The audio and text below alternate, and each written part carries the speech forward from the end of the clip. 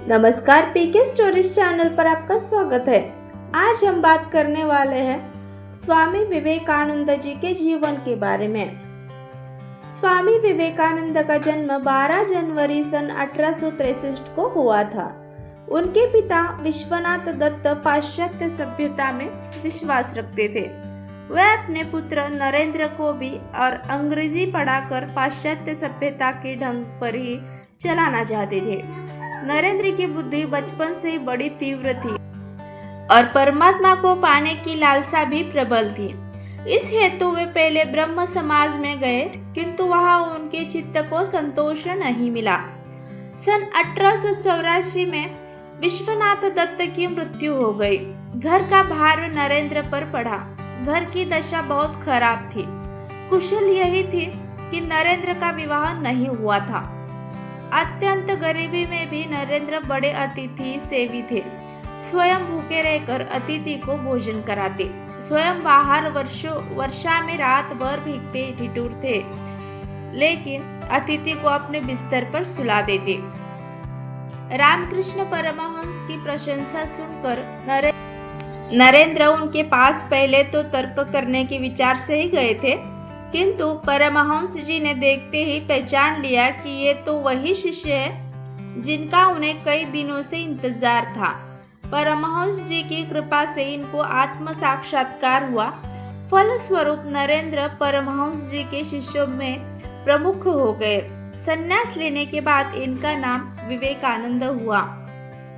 स्वामी विवेकानंद अपना जीवन अपने गुरुदेव स्वामी रामकृष्ण परमहंस को समर्पित कर चुके थे। गुरुदेव के शरीर त्याग के दिनों में अपने घर और कुटुंब की नाजुक हालत की परवाह किए बिना, स्वयं के भोजन की परवाह किए बिना गुरु सेवा में सतत हाजिर रहे। गुरुदेव का शरीर अत्यंत रुग्ण हो गया था। कैंसर के कारण गले में थूक, रक्त, कफ आदि निकलता था। इन सब की सफाई वे खूब ध्यान से करते थे।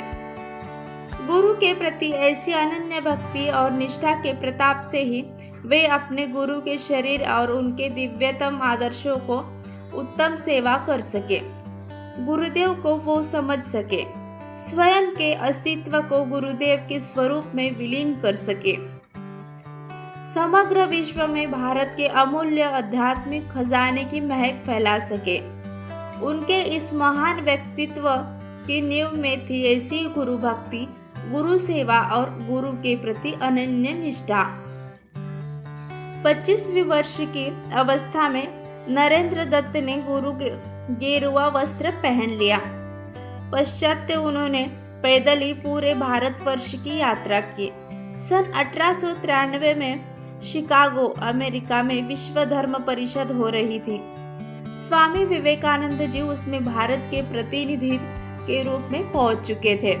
यूरोप, अमेरिका के लोग उस समय पराधीन भारतवासियों को बहुत ही हीन दृष्टि से देखते थे। वहां लोगों ने बहुत प्रयत्न किया कि स्वामी विवेकानंद जी को सर्वधर्म परिषद में बोलने का समय ही न मिल पाए। एक अमेरिकन प्रोफेसर के प्रयास से उन्हें थोड़ा समय मिल पाया, किंतु उनके विचार सुनकर सभी विद्वान चकित हो गए। अमेरिका में उनका बहुत स्वागत हुआ। वहां उनके भक्तों का एक बड़ा समुदाय हो गया। 3 वर्ष तक वे अमेरिका में ही रहे और वहां के लोगों को भारतीय तत्वज्ञान की अद्भुत ज्योति प्रदान करते रहे। अध्यात्म विद्या और भारतीय दर्शन के बिना विश्व अनाथ हो जाएगा, ये स्वामी विवेकानंद जी का दृढ़ विश्वास था। अमेरिका में उन्होंने रामकृष्ण मिशन की अनेक शाखाएं स्थापित की। अनेक अमेरिकन विद्वानों ने उनका शिष्यत्व ग्रहण किया। वे सदा अपने को गरीबों का सेवक कहते थे। भारत के गौरव को देश देशांतरों में उज्जवल करने का उन्होंने सदा प्रयत्न किया। 4 जुलाई सन 1902 को उन्होंने देह त्याग दिया। आपको वीडियो अच्छी लगी तो वीडियो को लाइक और शेयर करें और ऐसे ही नए वीडियोस के लिए चैनल को सब्सक्राइब जरूर करें। धन्यवाद।